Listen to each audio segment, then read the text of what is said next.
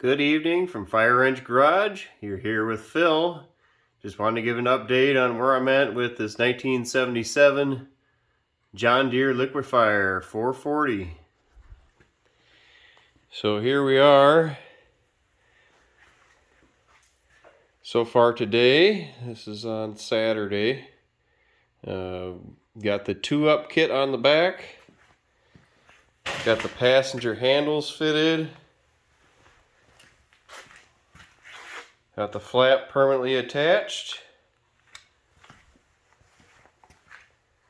Stripes are on, safety stripes. Still need to do the grips in the footwells. Got the handlebars assembled. So new grips, new cables. Handles are from original. Started getting the dash put together. So we got the coolant gauge in, the key start, the choke. I'm still waiting on a new switch, and then I'm actually painting the bezels and mains of the RPMs and speedometer. And then the most exciting part of it is the engine is finally in. This has been a long time coming, so finally got that in today. The guard. Got the primary clutch in, the belt on. I think last time when I updated, I got new springs in both the primary and the secondary. Still looking for the pins that put that guard on. Carbs are hooked up. Choke is hooked up. Here's where the coolant sensor goes in.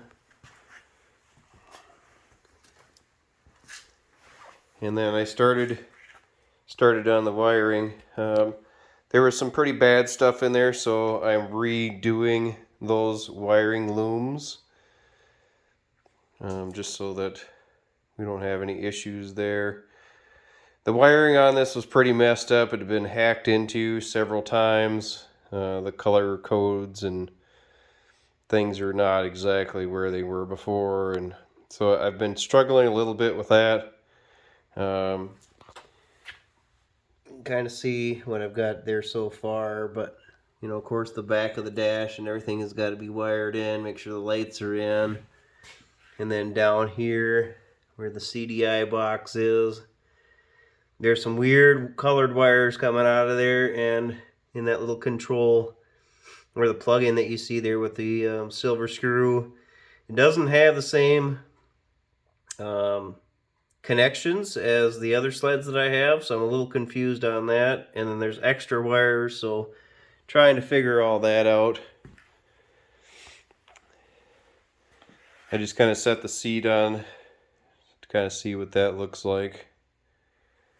And then on the hood, we got that flipped upside down, and I've got the heat shields secured in, and then the hood tie downs riveted. So what I did on the inside of this, I preserved the labels, taped them off, and then I did basically a truck bed liner on the inside.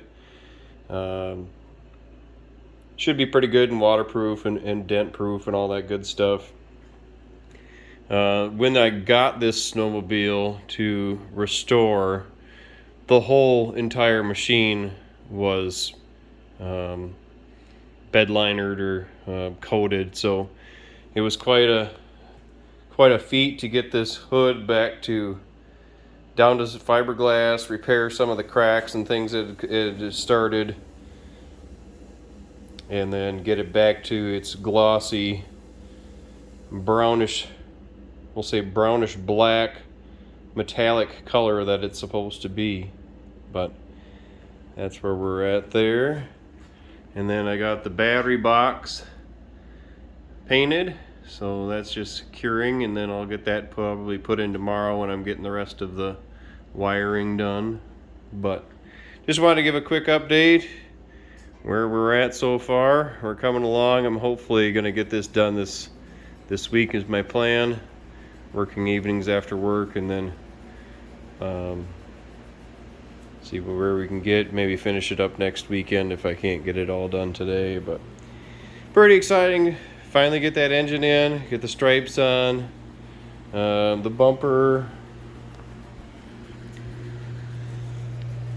bumper's got its stripe on too, so that's done.